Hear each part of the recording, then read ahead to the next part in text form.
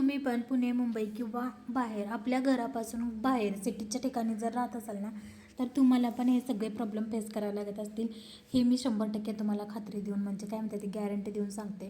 कारण हे सगळे प्रॉब्लेम म्हणजे जे आपलं स्वतःचं घर सोडून बाहेर भाड्याने राहतात ना, त्यांच्यासोबत येतात म्हणजे येतातच.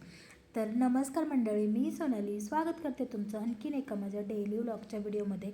तर हे बघा, ज्यावेळेस सिटीमध्ये आपण राहतो ना आणि पाऊस वगैरे येतो ना, तर हे बघा शाळेला काही सुट्टी नसते आणि अशा पद्धतीनं बघा आमचा कार्यक्रम चालू असतो. तर तुम्ही बघितलं का पिल्लूला घेऊन म्हणजे पाण्यात म्हणजे इकडं काही चिखल वगैरे नसतो सिटीत, गावाकडं जसा चिखली असतो तसा, पण इकडं आहे ना पूर्ण पाणी असं म्हणजे मम्मीला म्हणजे एक जी मम्मी रोज रोज त्या बाळाला घरातून बाहेर पाऊस लागतोय किंवा गार लागतोय फरशी बसायसाठी हातरून वगैरे टाकत असेल ना, ती मम्मी आपल्या बाळाला पावसासाठी पाऊस चालू असताना शाळेत जाताना ते अजिबात रस्त्यावर सोडणार नाही. आणि माझ्यासारख्या अशा खूप साऱ्या मम्मी असतील ज्या की उचलून घेऊन शाळेत जात असतील आणि येताना सुद्धा उचलून आणत असतील जर पावसाचं वातावरण असेल तेव्हा. आता त्याच्यानंतर तुम्हाला सांगते, पाऊस एवढा जास्त म्हणजे आज सकाळपासूनच पुण्यात पाऊस चालू आहे आणि खूप जास्त प्रमाणात पाऊस चालू आहे. रोज असतो ना तो कसा थोड्या वेळ येतो, 5-10 मिनटं बंद होतो आणि कमी प्रमाणात असतो, पण आज मोठा पाऊस आहे. तर त्याच्यानंतर काय झालं होतं, मी पिल्लूला आणायला गेले होते आज महिना अखेर, त्यातच सगळ्या गोष्टी त्याच्यामुळे लवकर शाळा सुटणार होती. पूर्णपणे मी छत्री असून पिल्लूला जर्किंग असून सुद्धा भिजलं होतं पूर्णपणे. कुठून पाऊस येतो हेच कळत नव्हतं, त्यात पिल्लूला उचलून घ्यायचं होतं, बॅग छत्री, तरी मी मोबाईल वगैरे अजिबात काहीसुद्धा नेलं नव्हतं, तरी पूर्णपणे भिजले होते. आणि मग घरी आल्यानंतर ना केस वगैरे पुसले. आणि हा जो तुम्ही ड्रेस बघताय ना, हा मी मला वाटतं 3-4 महिने झालं शिवून ठेवला आहे. हा ड्रेस खूप ट्रेंडिंग म्हणजे व्हायरलसुद्धा होता. खूप जणी म्हणजे खूप महिला आहे ना स्टिच करून घेत होत्या, म्हणजे जे कोणी स्टिच करून देतात त्यांच्याकडून, आणि खूप व्हायरल होता हा ड्रेस. तेव्हाच मी पण स्टिच केला होता, पण मला असं घालायचा कधी योग नाही आला. आज कपडे भिजली होती आणि चला म्हटलं बघूया तरी आपण. पहिली पण 2-4 ड्रेस वाळून सुकत पडलेत, तसेच सुकलेले नाहीत. तर चला म्हटलं आज ना जे कपाटात सापडेल ते घालू. आणि पहिल्या स्टार्टिंगला हा ड्रेस हातात आला तर घालूया म्हटलं. तर कसा दिसतोय, छान अशी ना वरनं गळ्याला इथं व्हाईट कलरची बॉर्डर वगैरे लावली आणि खूप मस्त असा म्हणजे छान वाटतो हा ड्रेस. परंतु ना माझ्या ड्रेसचा पहिला कलर जात होता. आता मी 2-3 वेळा धुतल्यापासून कलर वगैरे काही जात नाही, पण आता छान आहे. आणि कसा दिसतोय मला नक्की सांगा, आणि मला स्टिच करायला जमलं आहे का नाही ते सुद्धा सांगा. आता त्याच्यानंतर पुढची गोष्ट तुम्हाला दाखवते. मी तुम्हाला म्हटलं होतं की पिल्लूला टिफिनसाठी ना मी एक छान अशी मायक्रमची बॅग बनवते. तर तुम्ही बघू शकता टिफिन बॅगची अवस्था. दररोज हे असंच असतं, आज इथलं बंद तुटलं, उद्या तिथलं बंद तुटलं, आणि मग मशीनला जो धागा असेल ना लावलेला मी त्या धाग्याने स्टिच करून देते. वैताग येतो मला सुद्धा. आणि बाकीकडून सगळीकडून छान आहे टिफिन बॅग, परंतु पुढं म्हणजे जिथं बंद असतात ना पकडायचं ते तर तुटतं आहे. नाही तर मग ह्यांचं पण तसंच होतं. ज्यावेळेस थर्मास वगैरे चहाचा न्यायचा असतो ना, त्यावेळेस मला वाटतं असं सारखं 15 दिवसाला आठवड्याला सारखी एक नवीन बॅग स्टिच करा म्हणा किंवा शिवा म्हणा, शिवून म्हणा घरी तयार करावं लागते.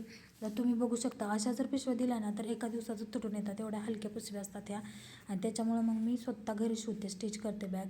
तर चला म्हटलं आधी मायक्रमची एक बॅग बनवून घेऊया, कारण मायक्रम खूप कठीण असतं. त्याचे ना तुम्ही वर्षानुवर्ष तुम्ही प्रोडक्ट बघितले असतील त्याचे मायक्रमचे जे प्रोडक्ट आहेत की नाही, तुम्ही कितीही धुवा पण ते तुटत नाहीत. म्हणजे काळे पडतील किंवा धूळ बसून बसून फुफटा बसून हे होतील, पण ते तुटत अजिबात नाही. तुम्हाला तुटलेलं कुठंसुद्धा जाणवत नाही, कारण त्याचा ना ते धागाच एकदम हे असतो, छान असतो, खूप मस्त. त्याच्यामुळं ना मग मी म्हटलं पिल्लूला आधी बनवूया पिल्लूच्या टिफिनसाठी, आणि मग नंतर ना कशी छान बनते की बघून मग थर्मासाठी 3-3.5 लिटरच्या थर्मासाठी आपण बनवून घेऊया. तर फायनली हे बघा, ही खूप छान अशी आणि मस्त अशी मी बॅग बनवली.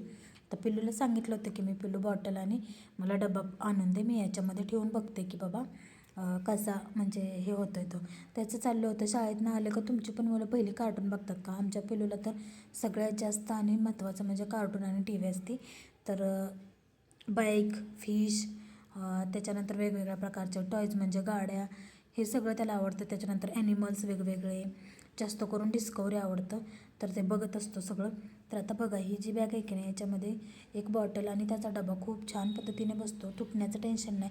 याचे बंद वगैरे एकदम असे कडक कठीण आहेत, तुमचा हाताला ते कचल कापल पण तुटणार नाही. तर खूप छान वाटत होती मला, म्हणजे जमली याचाच मला आनंद झाला होता. मस्त अशी खूप छान अशी काही म्हणतात ना कला शिकलेली कुठं वाया जात नाही, तसं काम आहे. आणि कशी वाटते तुम्हाला मला नक्की सांगा कमेंटमध्ये. आवडले असेल तर लाईक करा, शेअर करा आणि आपलं चॅनलला देखील सबस्क्राईब करा. ओके. तर एवढी मोठी बॉटल असून सुद्धा यामध्ये बसते. म्हणजे विषय आता मी याच्यापेक्षा मोठी म्हणजे थर्माससाठी बनवू शकते मोठी बॅग. खरं तर ही बॅगच बनवायला मला 3 दिवस लागले होते. थोडा वेळ करत असं मी बनवून घेतली ती बॅग. पण बघू आता थर्मासची बनवायची म्हटलं ना तर बराच वेळ लागणार आहे. म्हणजे काय कमी आठवडासुद्धा जाऊ शकतो. म्हणजे ती बॅग हीच आहे ना 20 सेंटीमीटरच्या आसपास असेल हीच. आणि ती थर्मासची जर बनवायची म्हटलं म्हणजे 3-3.5 लिटरच्या थर्मासची तर नाही म्हटलं तर 50-60 सेंटीमीटर तर उंच जाईल ती बॅग. कारण पूर्ण थर्मास त्यामध्ये बसला पाहिजे. आणि थोडीशी ही आहे ती छोटी आहे एकदम, रुंदीला पण कमी आहे आणि उंचीला पण कमी आहे. पण ती दोन्ही गोष्टींनी लॉंग बनवावी लागणार आहे असं आहे. तर आता त्याच्यानंतर तुम्हाला सांगते काय काय प्रॉब्लेम आपण ज्यावेळेस आपल्या गावापासून दूर जातो आणि शहराशेटीत राहतो तेव्हा काय काय प्रॉब्लेम फेस करावे लागतात. पहिलं तर ना तुम्ही ना माझी झाडं बघून घ्या. तुम्ही बघितले असतील मला वाटते मी तुम्हाला याच्या आधी पण दाखवले असतील. आंब्याची झाडं मी लावलेत ते. तर एकदा ते बघून घ्या आणि मग नंतर मी तुमच्यासोबत बोलते की पुढं काय झालं ते. तर काल परवा म्हणजे 2-3 दिवसापूर्वी आहे की नाही आमच्या ज्या मालकीण आहेत त्या वरती आल्या होत्या. का तर त्यांच्या मुलीला एक बड्डेसाठी ना जास्वंदाचं झाड भेटलं होतं. म्हणजे ते मंदिरात गेलं अभिषेक वगैरे घातल्यावर ना मिळतं ते भेटलं होतं तिला. आणि ते लावायसाठी त्या वरती आल्या होत्या. त्यांनी माझी झाडं बघितली. तुम्हाला दाखवते मी माझी झाडं पुढं असतीलच एखादा व्हिडिओ मी क्लिप टाकेन तुम्हाला त्याची. आणि माझी झाडं बघितल्यानंतर त्यांनी अशा म्हटले की एवढी सगळी झाडं लावलेत वे टेरेस असं झालं तसं झालं. खरं तर मी तुम्हाला सांगू का ह्या सगळ्या झाडांना मोठं करण्यासाठी आणि लावण्यासाठी मी खूप मेहनत घेतली खरं तर या 2 महिन्यात. कारण त्याला ना 1000 रुपयाचं ना ते तसलं वेगळं मॅजिक पोटॅश असं काहीतरी येतं ना ते घेतलं होतं. त्याच्यानंतर ना 300 रुपयाची ती माती. आणि आणण्याचं काही नाही, वरती आणायला पिलूच्या पप्पाला नको झालं एवढं मातीचं पोतं जड होतं. आणि आता कुठं ती छान अशी झाडं झाली ती. आणि ते आम्ही रक्षाबंधनला घरी घेऊन जाणार आहे. आम्हाला पण माहीत आहे ही झाडं इथं जगत नाही ती. ते फक्त त्यांनी ना खूप जास्त महागाईचे आंबे आणले होते म्हणून त्याची रोपं तयार करायची होती आम्हाला. आणि ते तसंच ठेवून दिलं असतं ना तर पावसानं त्या कोया सगळ्या सडल्या असत्या. म्हणून मी मातीत पुरलं का तर मातीत पुरल्यावर लगेच येईल म्हणून. तर त्यामुळे एवढी सगळी झाडं असं तसं म्हणजे मी तुम्हाला पुढं सांगेनच पुढच्या व्हिडिओमध्ये काय काय झालं काय नाही. तर तुम्हाला पण हे सगळं प्रॉब्लेम फेस करावं लागत असतील.